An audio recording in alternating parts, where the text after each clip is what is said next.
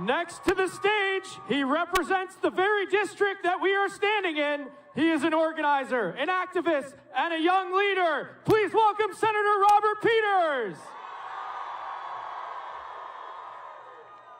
Good afternoon, Chicago. I'm State Senator Robert Peters, and welcome to the 13th District.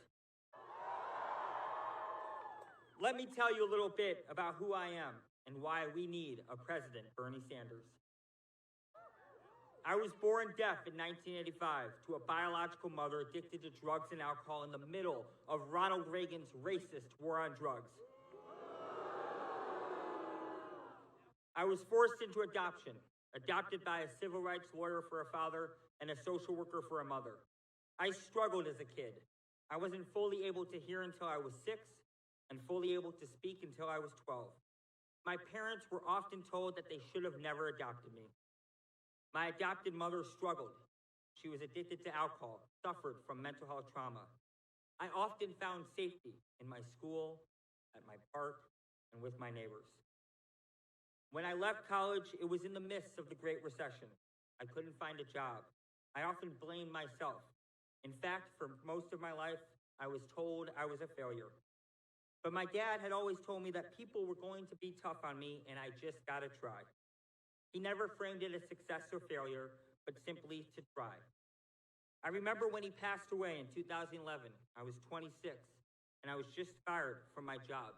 He said, "Robert, I was tough on you because I love you, and I just want you to follow your dreams." I remember getting depressed. I remember contemplating my own life. I remember in 2012 working an unstable sales job and watching as thousands of us young people were promised a bright future, now stuck with thousands of dollars of student debt. I remember in 2013 when our local sandwich shop at the forefront of the Fight for 15 movement fired their employees a few days before Christmas. I remember that same year I watched my mother drink herself to death and die with $300,000 of housing debt. I remember when George Zimmerman got off for the murder of Trayvon Martin. It was at this time I became an organizer with the People's Lobby.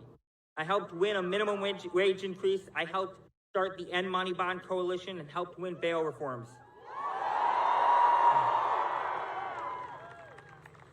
We worked to elect new folks, especially a new prosecutor, Kim Foxx, and kicked out Anita Alvarez.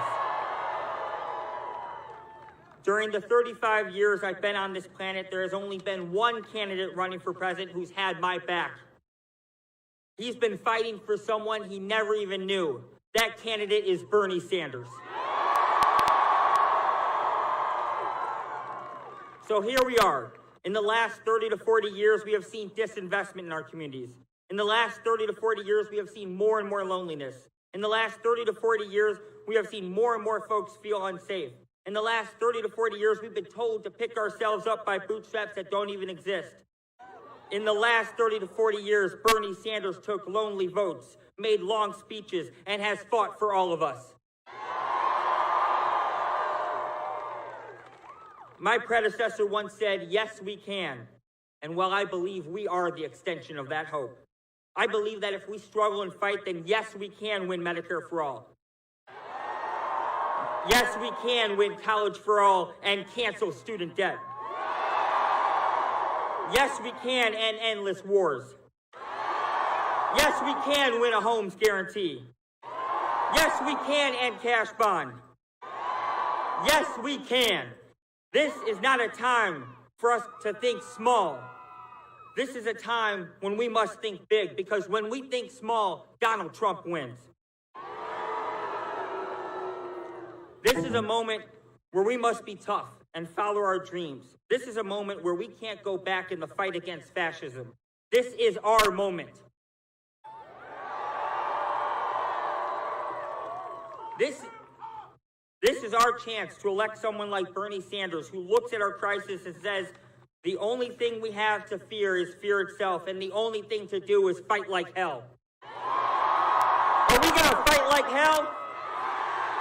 Are we going to fight like hell? There's those who tell us that what we want is impossible. How dare you tell a black person in America what is and isn't possible? We survived a slave ship. We survived the slashes of a whip. We survived Jim Crow and Ronald Reagan. We survived the foreclosure crisis. We are surviving the reappearance of white nationalism. How dare you tell any of us what is and isn't possible?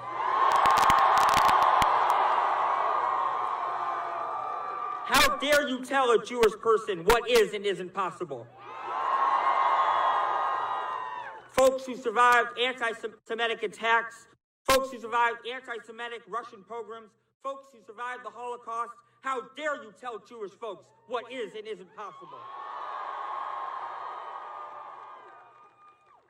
So the powerful can kill 1, 2, or 100 roses, but they'll never stop the arrival of spring. And our fight is in the search of spring. On March 17th, we're 1,000,000 roses, and we're going to win Illinois for Bernie Sanders.